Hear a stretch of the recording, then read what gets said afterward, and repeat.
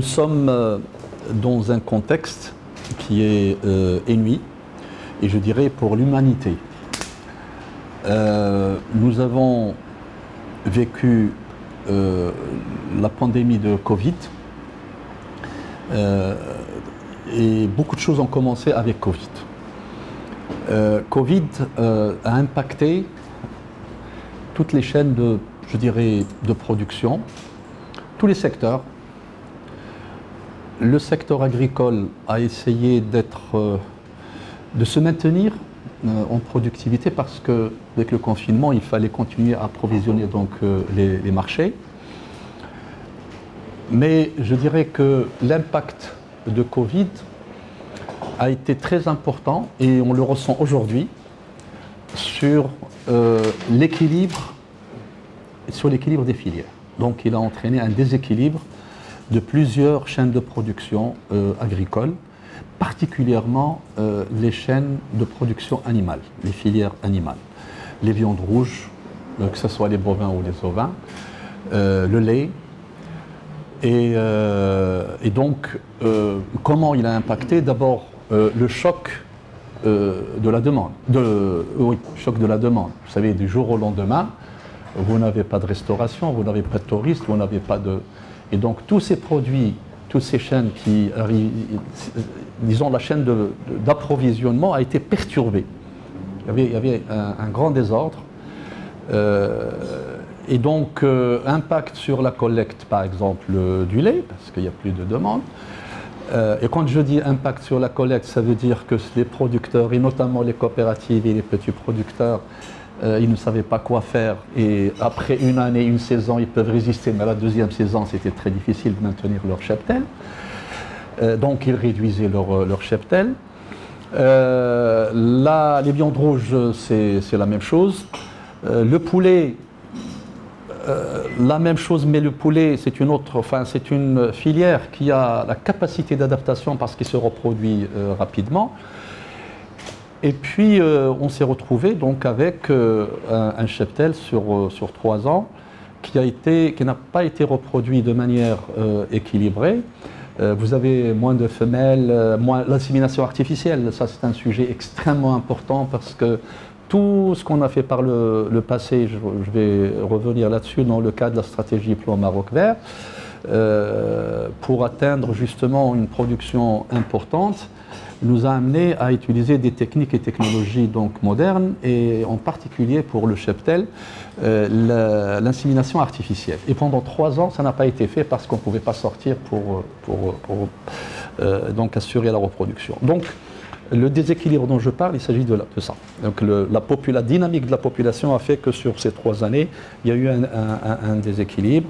Il y a eu moins de femelles reproductrices, il y a eu moins de veaux et moins de moutons donc, destinés donc, à l'abattage, etc. Et évidemment ça, on le sent d'une année à l'autre. Il y a une diminution de 10%, 15%, un déséquilibre. Le total peut vous paraître pratiquement, je ne dirais pas une stabilité, mais des légères diminutions. Mais à l'intérieur, il y a une structure qui est complètement, qui a été déséquilibrée.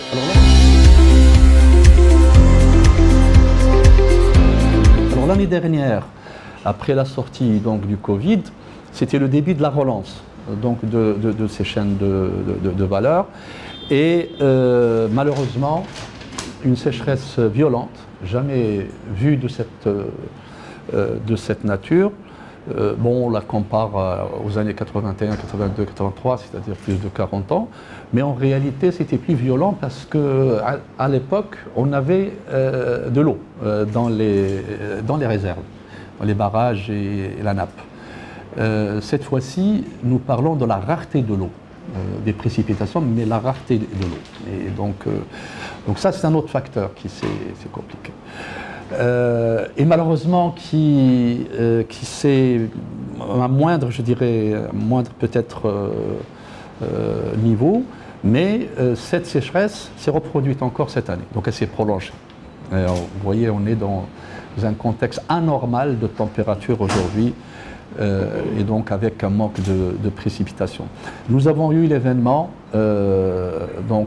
imprévu de la guerre donc en Ukraine, et quand on dit la guerre en Ukraine, entre la Russie et l'Ukraine, évidemment, ça a impacté le monde en entier, sur le plan d'abord immédiat des chaînes de production et d'approvisionnement, et tous les secteurs. Et ça a commencé avec l'énergie, évidemment, mais l'énergie touche tous les secteurs productifs.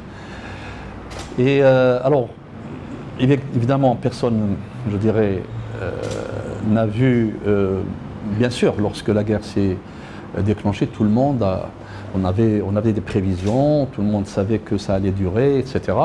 Mais l'impact que ça pouvait avoir n'était pas prévisible de cette façon. C'est-à-dire que ça a commencé par certains composants, certains produits comme l'énergie.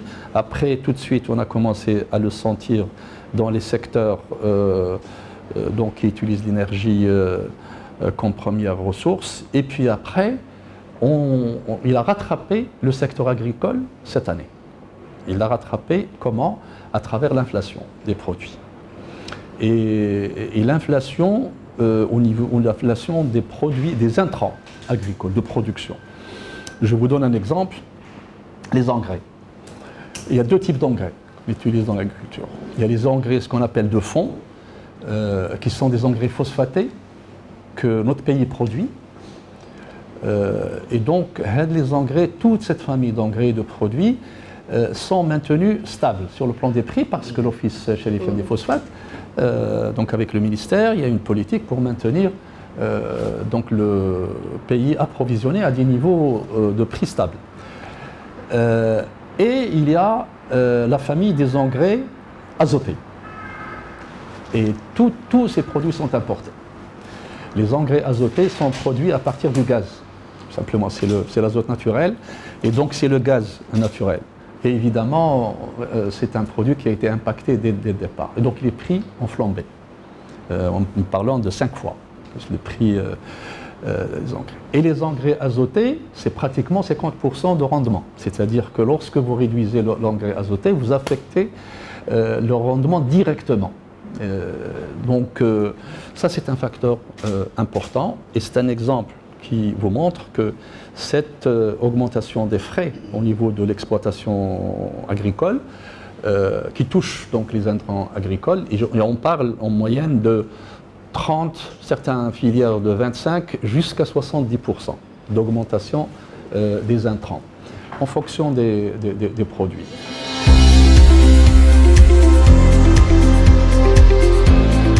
Les actions de l'État, c'est une autre, maintenant c'est effectivement un sujet.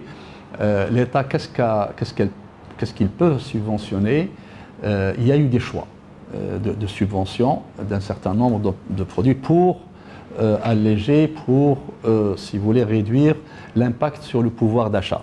Il y a eu la subvention des céréales, l'importation des céréales, pour les maintenir à 270 dirhams le quintal parce qu'ils ont augmenté 3 fois. Pourquoi? Parce qu'il ne faut pas que le prix du pain soit impacté. Ça a coûté au gouvernement, aujourd'hui on est à pratiquement 11 milliards de dirhams depuis novembre 2021, 11 milliards de dirhams de subvention, de substitution, enfin de compensation, vous voyez, pour maintenir le prix du pain. L'État également a subventionné l'électricité, et on est à 14 milliards de dirhams. Si l'État n'avait pas intervenu au bon moment, on aurait payé l'électricité 5 fois plus. C'est ce qui s'est passé en Europe, en rationalisant, etc. Et donc ça a été fait par le gouvernement. La question du gaz également, qui coûte aujourd'hui 140 dirhams la bouteille, et il est vendu à 40-45 dirhams. Donc c'est l'État aussi qui le prend en charge. Et puis vous avez le sucre. Le sucre également, comme le pain, son prix n'a pas bougé, et donc la subvention a aussi explosé. Donc vous voyez, c'est-à-dire que les outils disponibles au niveau du gouvernement ont été déployés par rapport aux priorités.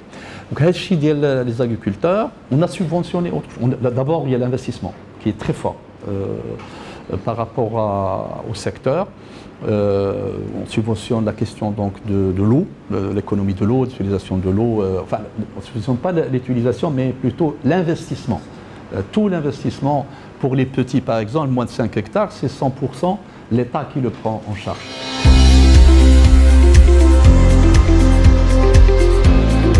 Ouais. Alors, justement, l'eau, je disais qu'il y a des prévisions, une anticipation par rapport au contexte que nous vivons, et vous avez l'anticipation pour le long terme, ce qui est stratégique. Notre pays a été, je dirais, leader en matière d'anticipation par rapport à l'eau, avec la construction des barrages. Feu Hassan II, voyez, donc, et lorsque vous analysez ces discours à l'époque, vous allez trouver qu'il y a des choses qui arrivent aujourd'hui et qui étaient dans les discours. On disait que le gros problème dans le futur et les guerres seront à cause de l'eau, c'est ce qu'on vit aujourd'hui. Donc le choix d'aller vers l'investissement de collecte de l'eau et de pluie était un choix, mais vraiment stratégique. Donc il y a eu la vision. Beaucoup de choses ont été faites.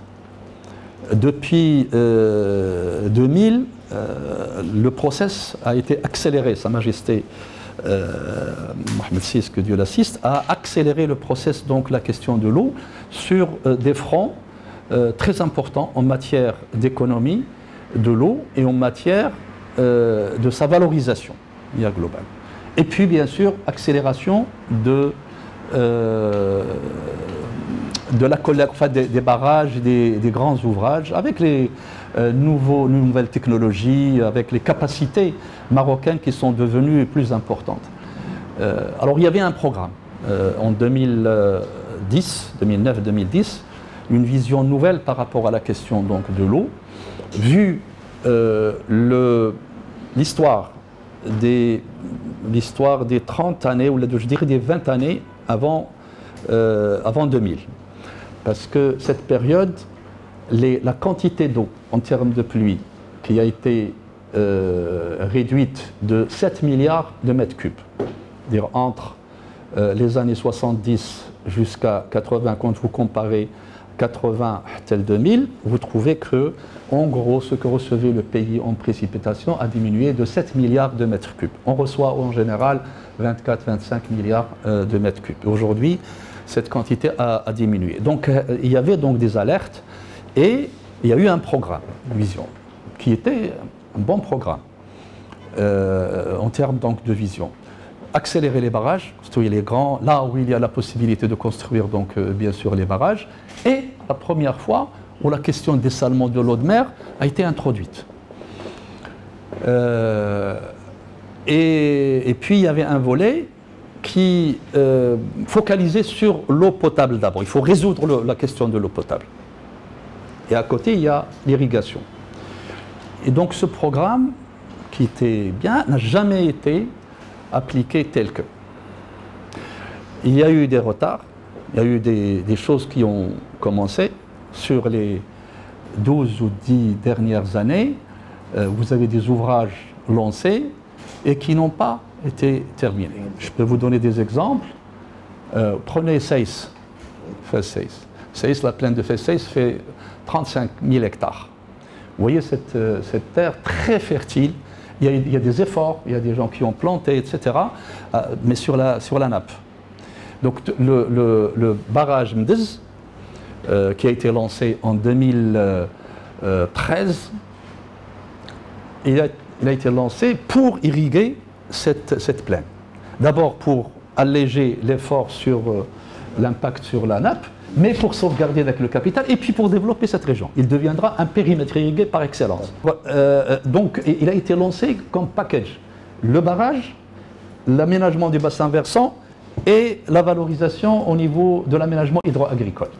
Nous avons, donc chaque département avait sa part, avait sa responsabilité. Nous avons lancé les travaux à l'époque. Monsieur le chef du gouvernement était ministre de l'Agriculture à l'époque, moi j'étais secrétaire général avec lui.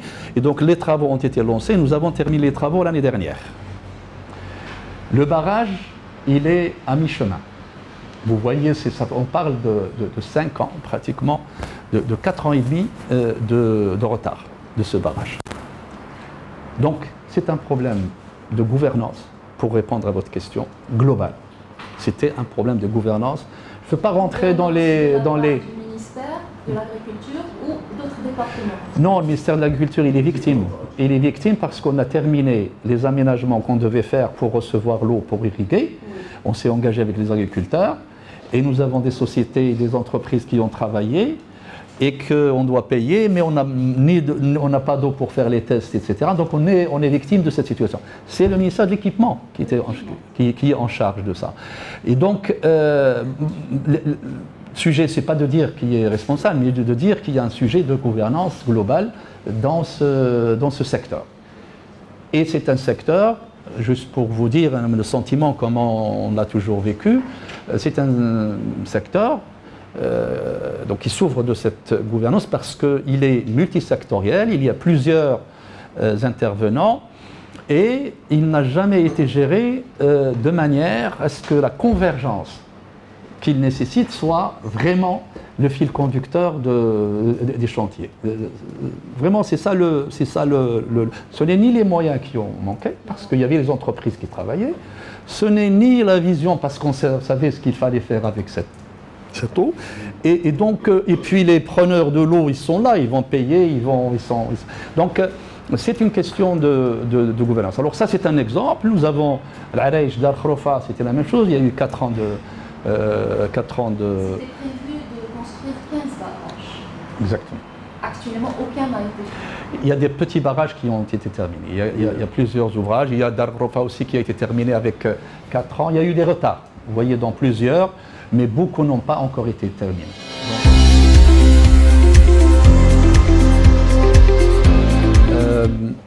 Le dessalement a été, comme j'ai dit, dans ce programme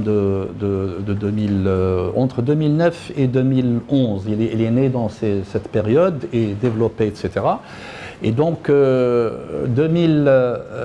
premier projet de dessalement qui était à l'ordre du jour, c'était l'alimentation de Casablanca, avec l'eau dessalée de mer. Parce que Casablanca est dans une situation vulnérable par rapport à l'approvisionnement.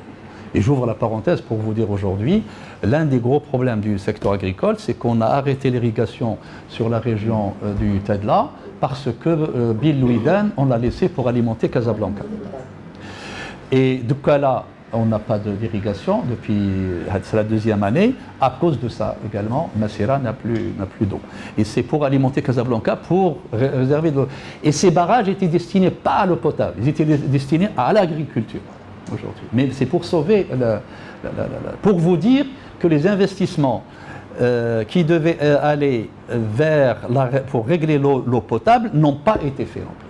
Le problème de l'eau potable est un problème qui n'a jamais été réglé au bon moment et comme il fallait le faire. Pourtant, on sait ce qu'il faut faire. Et donc, quand il y a une sécheresse, évidemment, qu'est-ce qu'on va dire? Il y a de l'eau dans tel barrage qui n'était pas destiné à l'eau potable. Il est destiné à l'agriculteur. Et moi, ça me cause un problème. Pourquoi? Parce que quand on s'engage avec les producteurs, on le fait sur la base des capacités que nous avons. Il y a de l'eau, je sais combien il y a, même s'il y a une sécheresse de 3 ans, l'eau est disponible jusqu'à tel... Et c'est comme ça qu'on planifie. On planifie et qu'on s'engage sur les investissements. Mais quand on vient du jour au lendemain, on dit « Ah, il y a un problème de l'eau potable et je coupe l'irrigation », c'est très grave.